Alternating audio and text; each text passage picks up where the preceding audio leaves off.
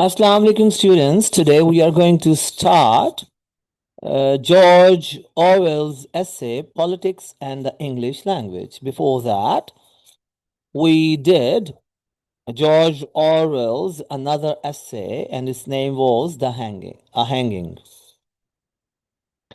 Uh, in this lecture, it will be brief, not very long. We are going to consider 2 points. Number one, I am going to generally introduce this essay, and I will also discuss George Orwell's first argument in this essay. So let's start it. First, when was this essay written? The answer is 1946. The essay was written in 1946. What George Orwell does in this essay, he investigates the deterioration of modern English and explores its close relationship with politics, thought, and society. He argues that contemporary writing of 1946, particularly in politics, journalism, and academic discourse, has become overcrowded with cliches, worn out metaphors, pretentious diction, unnecessary complexity, and vague expressions that conceal rather than communicate meaning. They are not serving the purpose, rather they are creating problem. They are not solving the problem, rather they are the problem.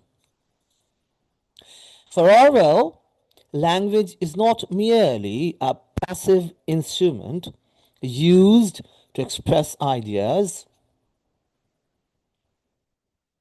It actively shapes the way people perceive reality and understand the world around them. Clear language encourages clear thinking. They are directly proportional, while careless and imprecise language weakens the ability to think critically. As a result, the decline of language is not simply a literary problem, but a social and political one.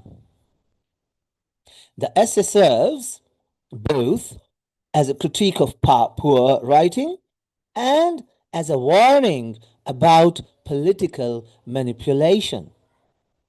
Orwell contends that politicians, governments, and public figures frequently employ vague and euphemistic language to disguise harsh realities, justify injustice, and make unacceptable actions appear reasonable or even desirable.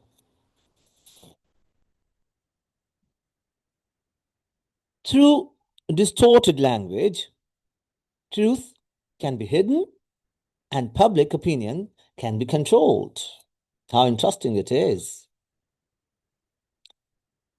So, the central argument of this essay is, or central claim of George Orwell is, that the corruption of language and the corruption of thought reinforce each other or one another better.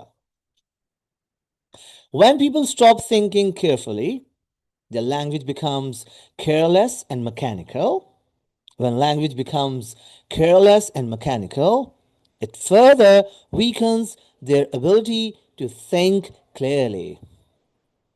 This creates a destructive style in which poor language and poor thinking continuously sustain each other. So that was a brief introduction, of politics and the English language. And now I am going to discuss Orwell's first argument. And what is it? The argument is the decay of language is not natural. Overall, Orwell begins the essay by observing that much contemporary English writing is ineffective, ugly, not imprecise.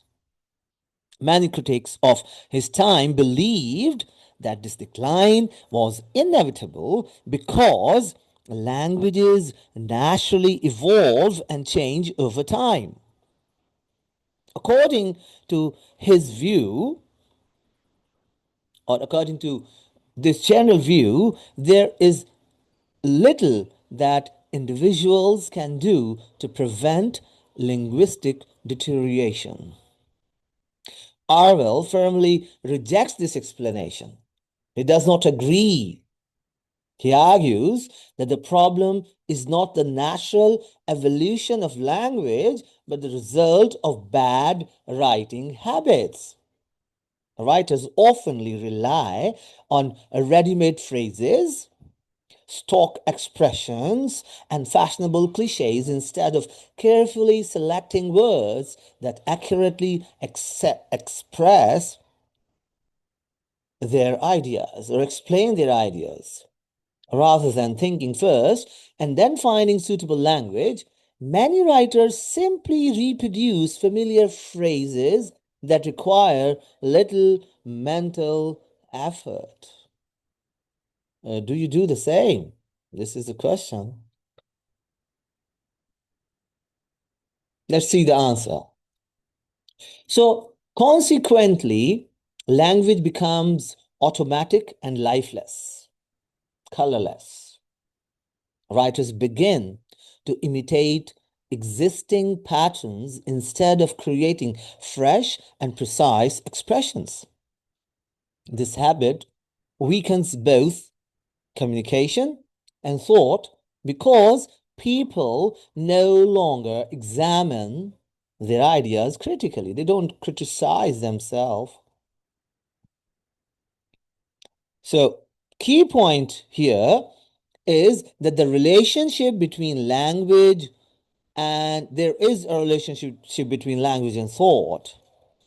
And many people assume that thought determines language. The way you are thinking, the way you will produce the language. What you are thinking, you will produce the same.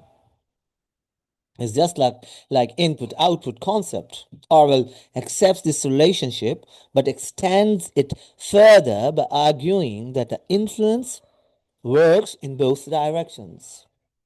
Poor thinking produces poor language, but poor language also produces poor thinking. When people habitually use vague, inflated, or meaningless expressions, they gradually lose the ability to think with precision. Instead of confronting reality directly, they hide behind familiar phrases and abstract terminology. Language that becomes a substitute for thought rather than a vehicle for thought. This creates a vicious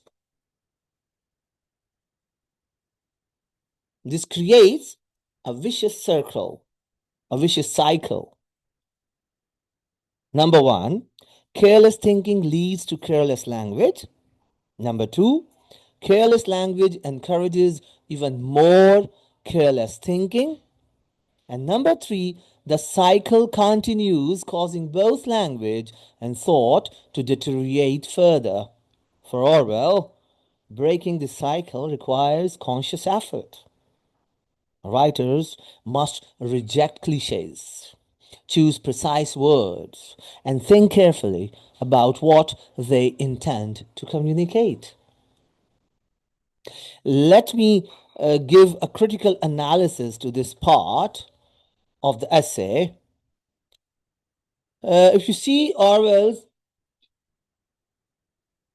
first argument is significant because it challenges the common belief that linguistic decline is unavoidable. By placing responsibility on individual writers and speakers, he suggests that language can be improved through conscious discipline and intellectual honesty. His argument also highlights the psychological power of language. Words do not merely reflect reality, they influence how reality is perceived and understood. This insight remains highly relevant in modern politics, media, advertising, and social media, where language is frequently used to shape public opinion and frame political debates. Some critics argue that Orwell occasionally idealizes linguistic clarity and underestimates the creative and natural evolution of language. Nevertheless, his central warning remains powerful. When language becomes vague and dishonest, society becomes more vulnerable to manipulation and confusion. How realistic Orwell is, how realistic he writes. Now, see, what is the major theme is used here in this part, in his first argument. It is one liner, that is, language and thought are inseparable. You cannot separate them. Orwell emphasizes that language and thought exist in a mutually dependent relationship. Clear language promotes rational and honest thinking, while vague language encourages confusion and intellectual laziness.